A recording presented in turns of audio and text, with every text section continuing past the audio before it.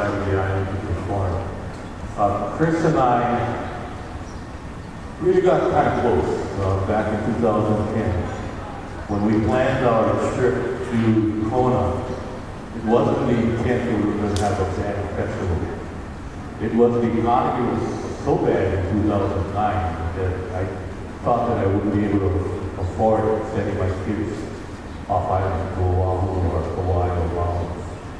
So I decided to try Kona, thinking that my family could afford and the family could travel over and watch the kids perform. And then somebody gave me this idea, not me, somebody gave me this idea, hey, maybe we should have a band festival in Kona. Maybe somebody should call Chris Johnson. So the day I called Chris Johnson, and as soon as I heard his voice, I knew he and I would be bonding friends. Because everything I asked him about performing in Kona, he said, yes. That would be a great idea to have the band come over and perform. And since he had a great friend in the Hilton Waikoloa, I call it the Dolphin Hotel, he had a friend that worked there that got us the Shell, that area that they hold concerts, and I thought that was cool, the band could play there. And so we were able to bring over 3 bands the first year, my band, Gal, middle school band, Kamehameha Middle School, and Chris's band. So just to give you a history, since I love history, that's how the band festival started. It was not intended to be a band festival, just bringing the kids over so that the kids could at least enjoy a trip, an overnight trip to the other side of the island. But we have bonded in terms of great friendship, and anytime that we want to have a festival here, Chris is always there to say yes. So on behalf of all the bands, Chris, thank you very much for allowing us the opportunity.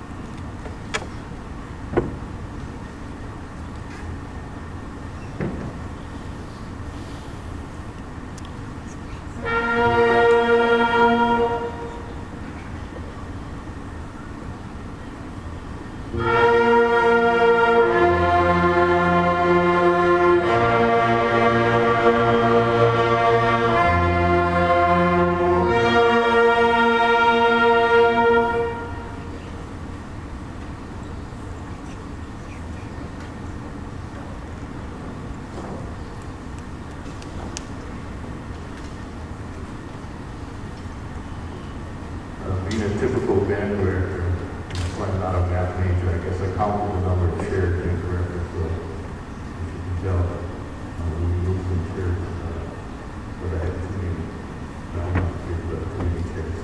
I'm going to play 2 songs for you, and I didn't do my MC script for my MC person, my students, so we'll get into it. Our first song is called Overture on M2. Johnny Vincent. And the second song was an interesting piece called Turning Point. And I won't mention my student's name, but when she went home and she played the recording for her father, and the response that the father gave the daughter said, "It sounds like the music is like the end of the world." And being a typical band director, the first thing I thought about, yeah, if we play it that, it will sound like it is the end of the world. So that was always sticking in my head. So the second piece is going to play for you the epic war piece that talks about the turning point. So first song is an English hymn followed by Turning Point.